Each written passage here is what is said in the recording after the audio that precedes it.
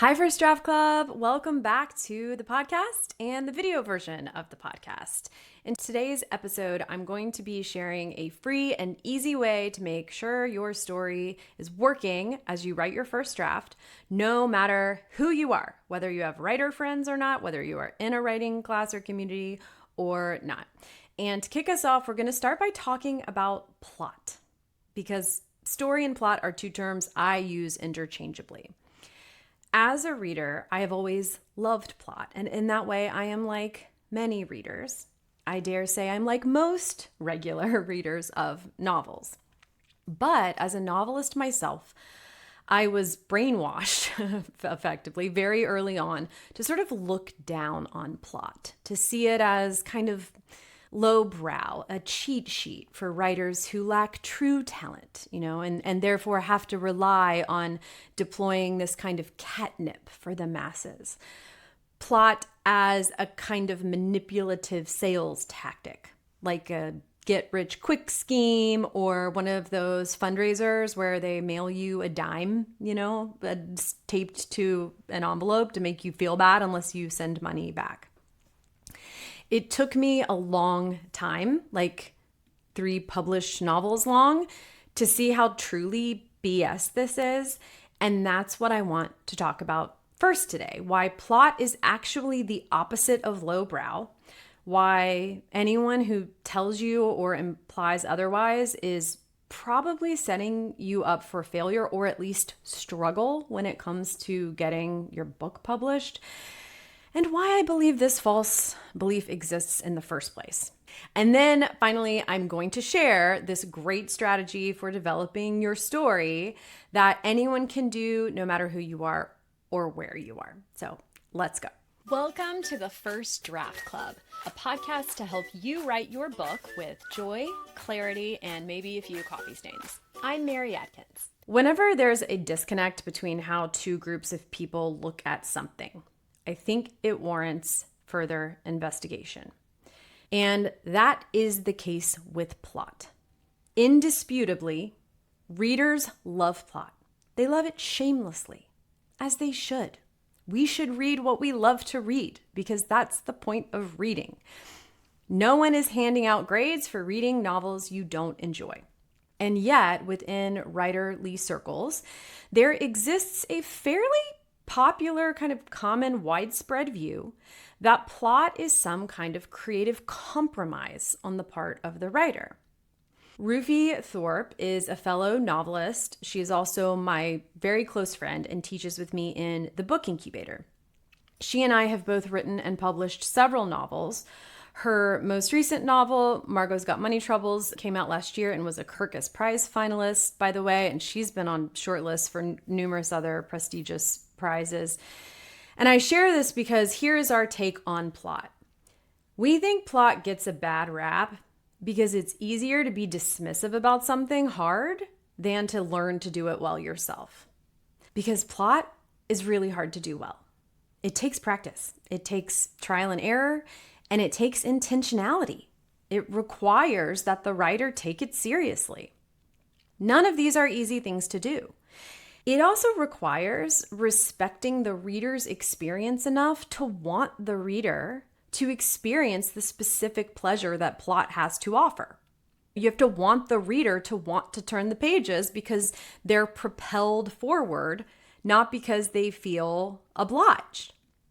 It makes me think of, the kind of parenting books and online parenting advice accounts like that I follow on Instagram that have finally started explaining to parents that ideally we want our kids to behave, not because they're terrified of us, but because of other reasons. They understand that being nice to other people is important. They understand consequence. I want a reader to turn the pages because they want to, not because they feel like the fact that it's hard for them to keep going somehow makes the book smarter and then them smarter for reading it. Just like I, want my child to obey me, not because he's scared of me, but because he understands the reasoning behind what I am requesting of him. I want people to come to my house for a party because they like me and have fun, not because they feel like they have to, right? Judging someone else is always easier than trying to do that hard thing yourself. And so my belief is that plot gets a bad rap largely as a kind of defense mechanism. When people don't know how to write something, it's easiest to act derisive about it and say things like, but do you really need plot? Or does a character really have to change?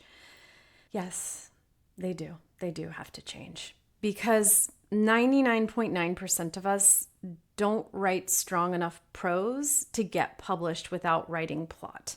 And the other 0.1%, honestly, I believe would be well served, as in they would probably write better stories if they knew how to write plot. They could at least choose not to do it actively if they wanted to make that choice. Writing classes that espouse the ideology that you can write good fiction without worrying about plot are misleading. I think they're teaching you how to write inferior stories that publishers are going to be hesitant to publish because readers aren't looking for novels without good stories. Okay, I actually shared what I'm about to share now in the previous episode of this podcast where I talked about the concept of premature optimization. But I want to do it again here because I think these letters are a really powerful example of what I'm talking about. So here are a few quotes. These are recent rejections that were received from editors by a friend whose book was on submission, meaning her agent had sent her manuscript out to editors at publishing houses to see if they would acquire it. So a senior editor at a Big Five, a major publisher, said, "Thank you so much for sending the book my way. This is such a fabulous title, and so, her name, is indeed an impressive writer. While I enjoyed the setting and character development, I found the plot lacked momentum." Okay, that's one. Here's another. "Thank you again for sending the book my way. So has crafted an engaging and delightfully messy protagonist. I found the voice endearing and entertaining, pulling me right into the heart of her world. That said, while I enjoyed the read, I found myself struggling with the pacing of the manuscript." And the third, I won't read the whole thing, but after complimenting the writer's writing and the humor and poignancy in her work, it says, "I'm afraid the story just didn't quite pull me in and surprise me in a way that would convince me that I'd be able to break this book out as it deserves." Okay, so again, notice how complimented these editors were of the writing itself. But that wasn't enough. They were looking for story, aka plot. Now, and I'm guessing what you may be thinking right now. You might be thinking of like the one book you read without a plot that you loved, right? Or the two books you've read without a plot that you love, if you read a lot. And maybe you are thinking, but that's the book I want to write. Great. I very much believe that you should write the book you want to write. 100%.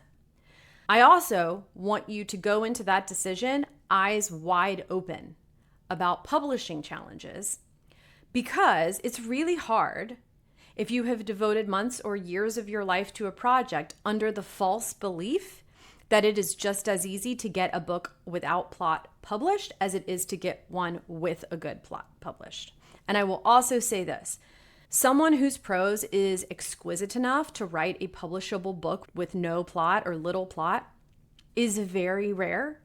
That is not really something that can even be taught in a class, because I think because what we're talking about is a kind of magical, stands on its own prose, which to me is as exceptional and unique and special as, a meal that can be made out of one ingredient. Like there might be one chef out there who can pull it off, but even the vast majority of Michelin star chefs are not going to be able to pull that off. Plus, why? Why give yourself that challenge unnecessarily? I think even the prose geniuses could benefit from writing some cool plot. So, okay, if I've convinced you should learn to write plot well, great. I have achieved my goal.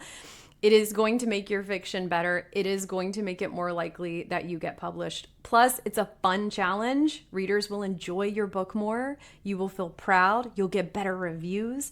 You'll have the tool in your toolkit, whether you want to use it or not. It's a win all around. The awesome thing is that you don't have to choose between fantastic writing and great plot. You don't have to choose between stunning literary prose that transforms the reader and is deserving of, the highest literary prizes and plot. You get to do both. So I am not arguing against good prose. I'm arguing that plot gets a seat at the table. Okay, now we get to the actionable part. How do you write plot well? There are various tools you can use. Some are, more well-known than others. Outlining is a common one. It is not my preference. I teach a process I came up with called the 4 notebooks method. It is based on the 3-act structure and helps you pace your story. It is an alternative to outlining that is much looser and more flexible.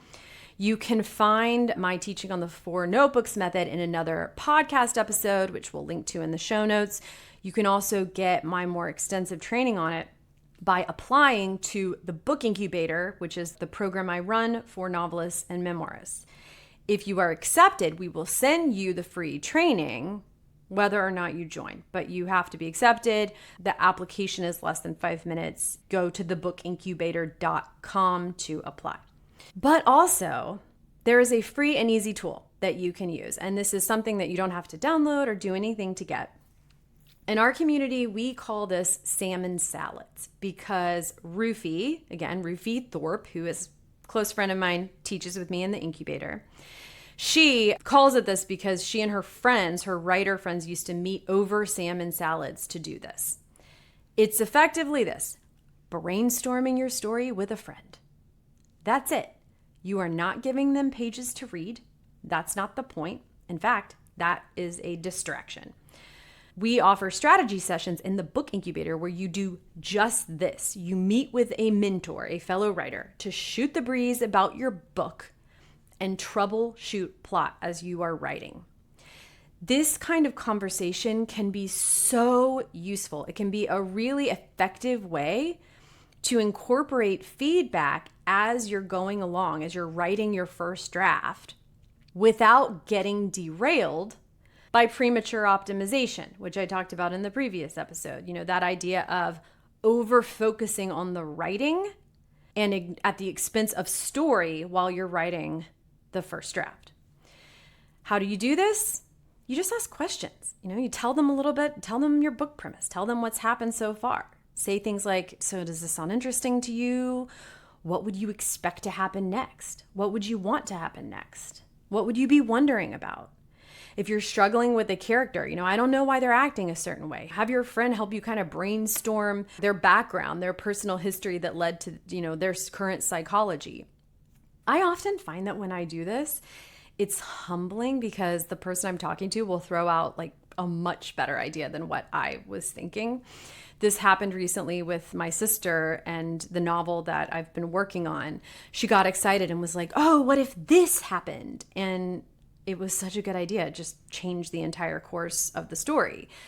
The same thing has happened with me and Rufie because she and I will do this for and with each other as well.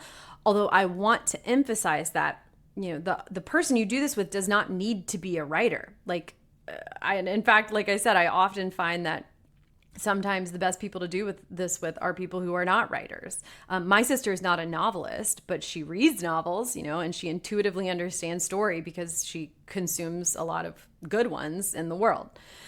In sum, let's just accept as a writing community that plot is actually not the friend we need to pretend not to be friends with.